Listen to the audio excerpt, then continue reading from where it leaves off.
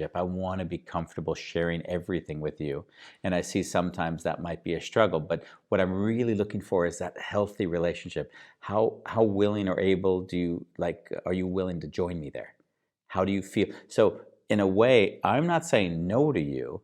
I'm inviting you into this world that I'm wanting for both of us.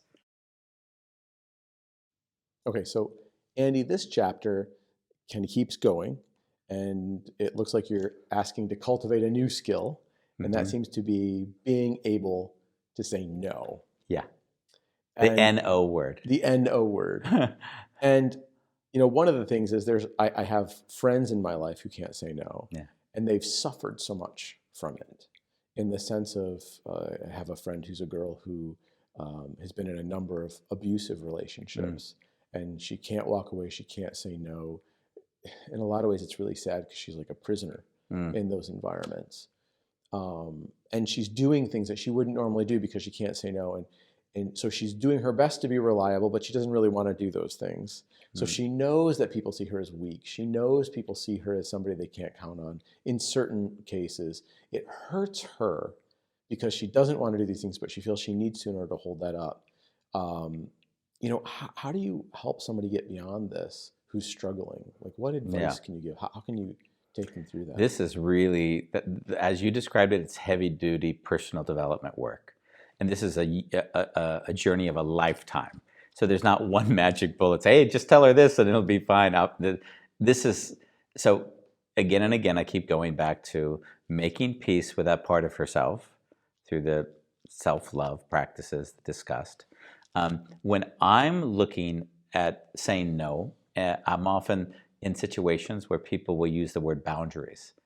You're crossing my boundary. This is my boundary. And I think where I would say I want to distinguish a little bit between a person who almost, I would say, has the foundation to say no, where this friend doesn't seem to have the foundation. So in this case, I'd say, listen, the fact that she can say no is already an achievement. So I don't really want to meddle with that. Let her keep saying no. But what I want to bring forward in this next instance is where someone is a little bit more comfortable with the no.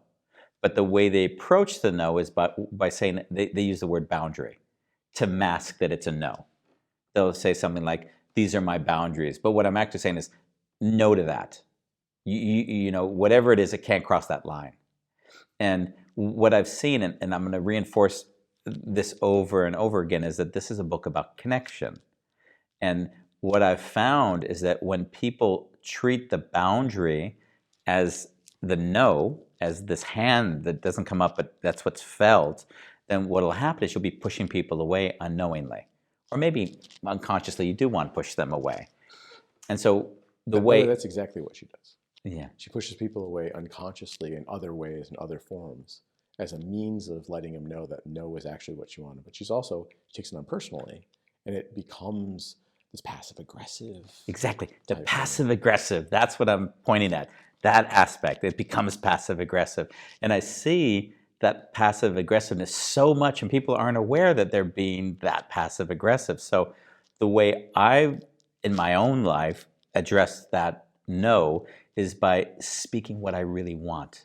It would be like inviting you to, I want a healthy relationship. I want to be comfortable sharing everything with you. And I see sometimes that might be a struggle, but what I'm really looking for is that healthy relationship. How willing or able do you are you willing to join me there? How do you feel? So in a way, I'm not saying no to you. I'm inviting you into this world that I'm wanting for both of us. And then you may say, I'm not going to join you there. But what I didn't do is push you away in that process. So that's how I want to stay in connection, even in an instance which it might appear to be a no. So I'm actually inviting us to be together. Okay. Yeah.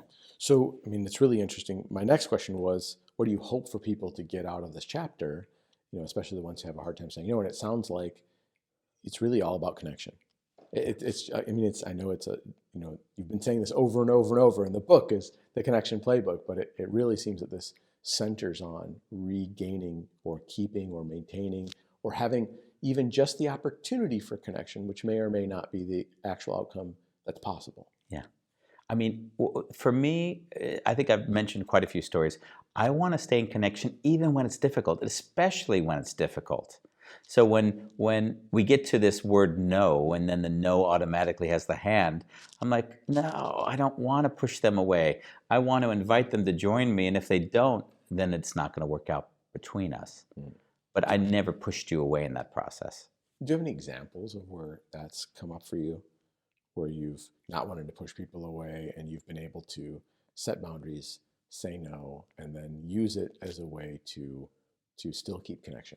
So, I mentioned at the beginning of the book, and quite a few times, my dad and mine relationship was tormented for most of my life.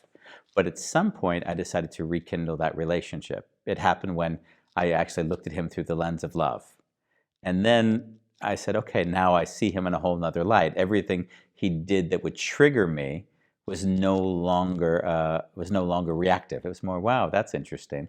So we went out in Amsterdam, and I was with him, and he took space cakes. He just ate space cakes, and I was with him, and I didn't eat any, but it was like, I didn't feel comfortable saying, no, you're not eating space cakes with me. And so he ate those space cakes.